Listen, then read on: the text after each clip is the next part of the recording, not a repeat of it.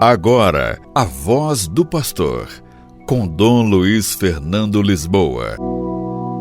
Louvado seja nosso Senhor Jesus Cristo, para sempre seja louvado. Queridos irmãos e irmãs, hoje eu quero falar de um tema muito conhecido nosso. Quero falar da Bíblia, da Palavra de Deus. E quero começar com um texto bíblico. Hebreus, capítulo 4, versículo 12. A palavra de Deus é viva, eficaz e mais penetrante que qualquer espada de 2 gumes. Ela penetra até o ponto onde a alma e o espírito se encontram. Que texto bonito! Eu vou dar algumas informações sobre a Bíblia que pode nos ajudar a ter a noção de quanto importante é a palavra de Deus para nós cristãos. O que significa o termo Bíblia? O termo Bíblia vem do grego antigo, biblos, que designava a planta papiro, utilizada para produzir rolos utilizados para escrever. Os rolos de papiro são a forma mais antiga de livros de que se tem notícia. Lembra que quando, lá no Evangelho de Lucas, capítulo 4, quando diz que Jesus entrou na sinagoga, deram-lhe o livro do profeta Isaías. E ele desenrolou o livro, é por isso, eram rolos de papiro. O plural de biblos é Bíblia, que significava literalmente livros. De fato, esse termo se aplica perfeitamente, visto que a Bíblia Sagrada é um conjunto de vários livros. A Bíblia é um conjunto de vários livros. Então vamos ver, quantos livros tem a Bíblia? A Bíblia Sagrada é um conjunto ou uma coleção de livros. Esses livros estão divididos entre o Antigo Testamento, que contém 46 livros, e o Novo Testamento, com 27 livros. Dessa maneira, então, ao todo, a Bíblia Católica contém 73 livros. Então, a Bíblia é um conjunto de 73 livros. E como se dá essa divisão dos livros? Dentro da Bíblia existem diversos gêneros literários. Podemos encontrar nas Sagradas Escrituras livros poéticos, históricos, cartas, narrativas, conjuntos de cânticos e outros estilos. Começando pelo Antigo Testamento, temos os 5 primeiros livros, os livros que compõem aquilo que nós chamamos de Torá dos judeus. É o conjunto de livros chamado Pentateuco. São os 5 primeiros livros da Bíblia. Depois do Pentateuco temos os livros históricos, que ao todo são 16, e narram a história do povo de Deus desde a chegada à Terra Prometida até a revolta dos Macabeus. Continuando, temos os livros sapienciais, que são 7, e contêm grandes temas da sabedoria judaica. O livro dos Salmos e dos Provérbios, por exemplo, fazem parte desse conjunto. Por último, no Antigo Testamento, temos os livros proféticos, o maior conjunto desse testamento, contendo 18 livros. Agora vamos ao Novo Testamento. Temos primeiramente os 4 evangelhos, que narram a história do anúncio da Boa Nova de Jesus Cristo, que nós já sabemos quais são. Evangelho de São Mateus, de São Marcos, de São Lucas e de São João.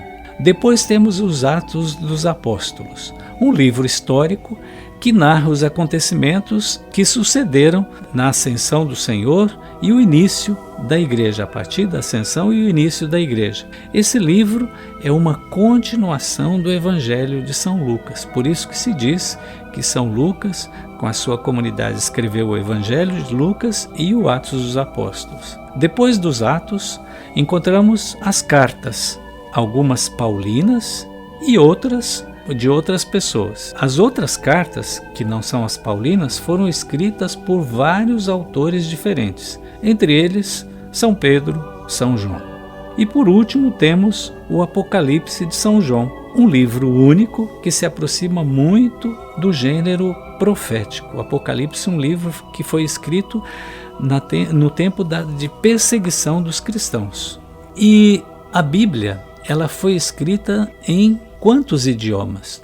Nós já ouvimos falar disso? Na verdade, são 3 idiomas principais. Ela foi escrita em hebraico, que é o principal, em segundo lugar, o grego e algumas páginas no aramaico. E se tratando do Antigo Testamento, os judeus mais radicais aceitavam apenas os livros escritos na língua hebraica. Por isso, os livros que foram escritos diretamente em grego não foram aceitos por eles. Já o Novo Testamento foi escrito totalmente em grego. O grande tradutor da Bíblia, chamado assim, foi São Jerônimo. Ele foi ordenado sacerdote no ano 379, veja aqui no quarto século. Ele foi o responsável pela tradução das Sagradas Escrituras para o latim, que é a língua oficial da igreja na época. Ele demorou mais de 40 anos para concluir o seu trabalho. E para isso ele utilizou diversas traduções diferentes dos livros da Bíblia, sempre buscando se aproximar o máximo possível do sentido original do texto. A tradução feita por São Jerônimo ficou conhecida como Vulgata, ou seja, em linguagem comum. E até 1530, olha só que durante muitos séculos, foi a única versão oficial da igreja, essa versão Vulgata. A Bíblia foi o primeiro livro impresso em larga escala. Na Idade Média, durante a década de 1450, Gutenberg, que criou a prensa de tipos metálicos móveis, uma máquina que revolucionou a história por permitir a reprodução de livros em grande escala, algo impossível na época. As páginas na prensa de Gutenberg foram forjadas em letras de chumbo e arranjadas manualmente. Gutenberg imprimiu uma versão da Vulgata, tradução feita por São Jerônimo, que possuía 641 páginas. Imagino que era reproduzir naquele tempo, página por página, 641 páginas. Apesar do inventor ter impresso um ano antes um outro livro, a Bíblia ficou mais conhecida por ter sido produzida em larga escala, cerca de 180 cópias.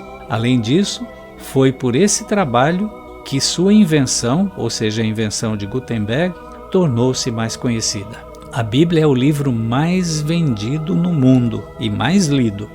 Apesar de termos aprendido que a Bíblia é um só livro, a publicação é, na verdade, um conjunto de vários livros, porém editada como uma obra única. A Bíblia já foi traduzida para quase 3.000 idiomas. A Bíblia Sagrada é o maior best-seller mundial há cerca de 50 anos. Estima-se que já foram vendidos quase 4 bilhões de exemplares durante esse período. Isso demonstra o quanto o cristianismo ainda possui grande relevância no mundo. E então, essas informações te ajudam? São interessantes? Eu espero que esses conhecimentos sejam uma grande oportunidade para aprofundarmos ainda mais nossa intimidade com Deus, por meio do estudo, meditação da sua palavra e vivência da sua palavra. É importante ler pessoalmente a Bíblia todos os dias, mas ler também em comunidade. Aqui eu quero resgatar a importância dos círculos bíblicos. A Bíblia, quando lida em comunidade, em conjunto, é muito mais rica. Isso não impede que a leiamos pessoalmente, que estudemos a Bíblia, que façamos aquilo que o Concílio Vaticano II orientou e insistiu, que é a Lectio Divina, a leitura orante da Bíblia. Ler e rezar com a Bíblia na mão. Não só rezar os salmos, mas rezar qualquer texto bíblico, colocar esse texto na nossa oração e pedir que Deus nos ajude a praticar, a ler, a entender e a praticar a palavra do Senhor. Que a Bíblia possa nos orientar o nosso caminho, porque é Deus que nos orienta, nos corrige através da sua palavra. O Senhor esteja convosco, Ele está no meio de nós. Abençoe-vos o Deus Todo-Poderoso, Pai, Filho e Espírito Santo. Amém.